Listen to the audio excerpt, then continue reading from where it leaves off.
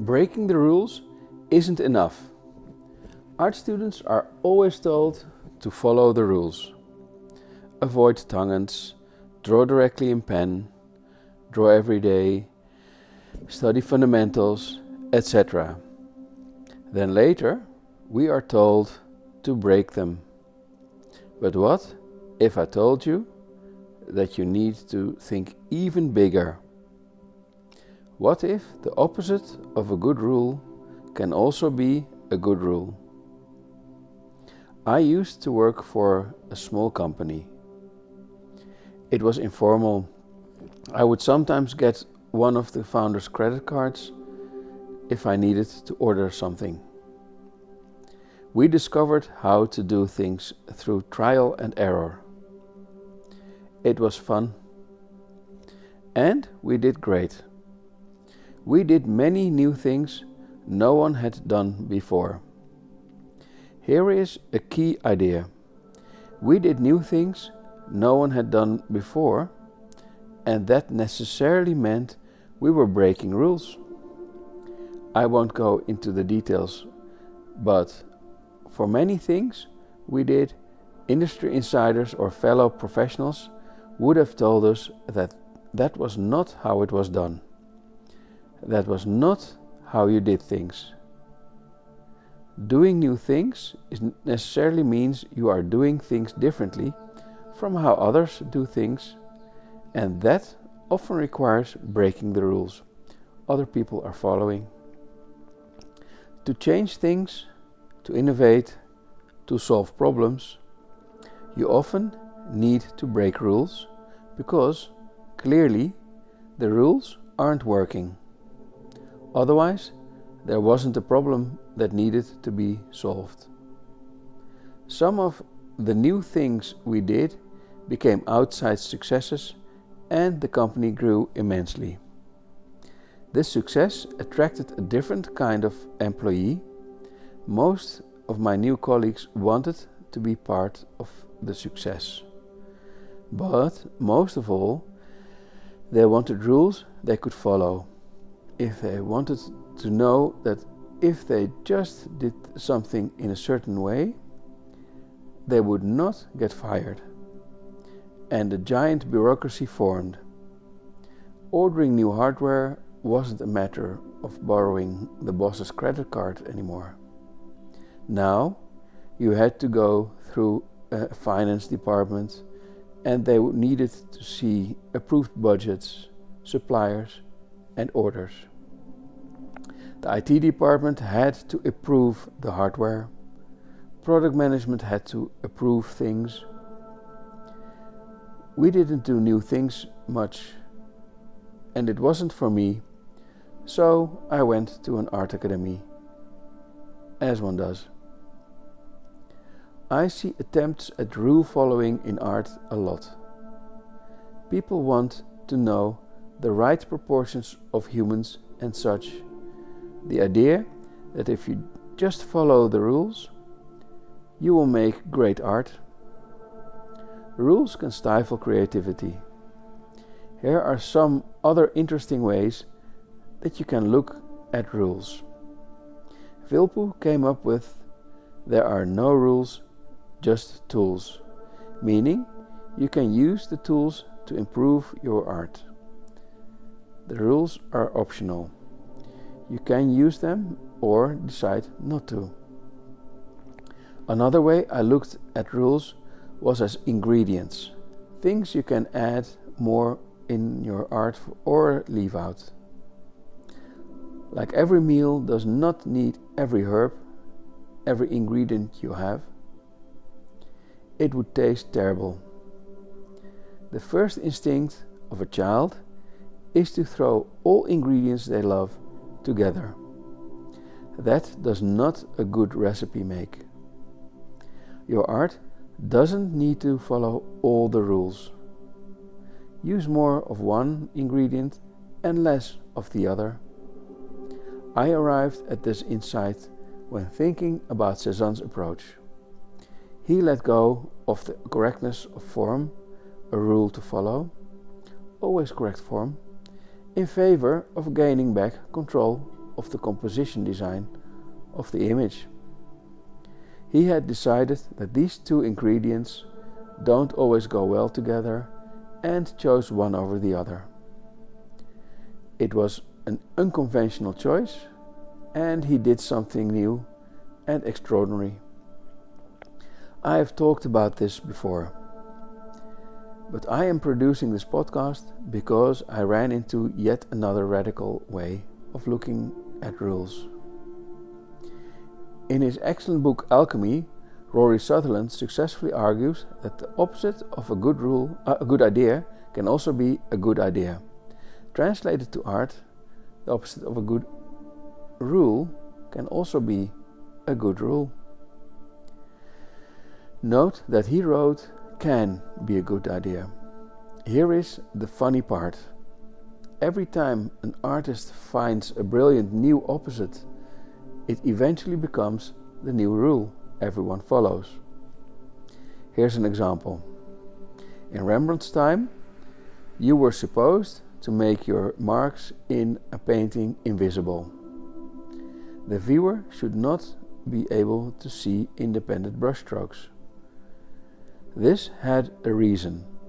The master artists employed lots of apprentices in huge studios, and since each person has their own unique marks, their own handwriting, as it were, the painting would become a mess if you saw the different mark types of all these apprentices. So the rule was to make sure you didn't see any marks. But Rembrandt showed that making the marks very visible could actually add to the experience and make the painting even more impressive. Nowadays, lots of artists, comics artists or cartoonists also, depend on showing their unique marks, their unique style. Rembrandt was the first to break the rule, which is something I think can be argued, because the art of calligraphy, the art of making beautiful marks with a brush and ink, was, I believe, being discovered and invented at around the same time in Asian countries. And after that, it became okay, or even preferred, for artists to show their mark making in their paintings. Rules also appear or disappear over time.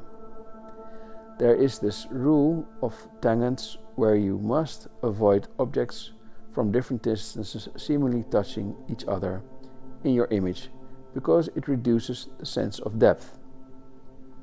However, I have seen a painting where a human was squeezed inside the frame, touching the sides of the painting, so it had prominent tangents. And yet, it worked because it added to the intended claustrophobic feel. And art by the old masters is sometimes full of tangents. That is a rule that appeared. Here is a rule that disappeared. In Rembrandt's time, the artists tried to avoid to make sure they didn't go completely black in their paintings, because it prevented them from modeling form. By going almost black, very dark, they could still suggest form.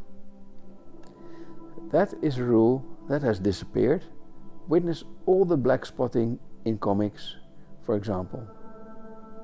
Black spotting is about adding lots of pure black areas into an illustration. There is a good reason for it. It looks good in offset print, so it made sense to discard that rule. In the time of the Impressionists, light and color became more important, and they came up with their own new rules. Modern art has its own unspoken rules too. It is often conceptual art that tries to comment on something, often using irony, often with minimalism. Sometimes the aim is to shock. It is often designed with a specific customer in mind. large loud pieces for museums, or works that can be mass-produced to cater to the large audience of art collectors. But these rules will all evolve over time. 2. Each rule works because it emphasizes something.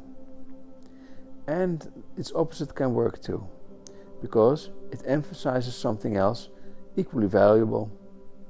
For example, simplicity works, but so does complexity.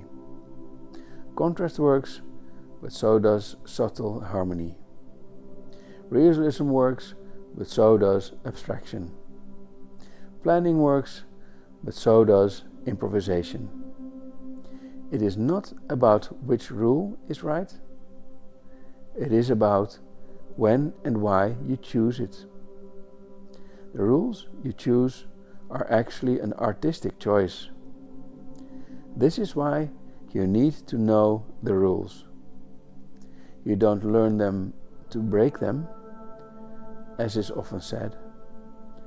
You learn them so that you can apply them when you think they are useful for the piece you are making.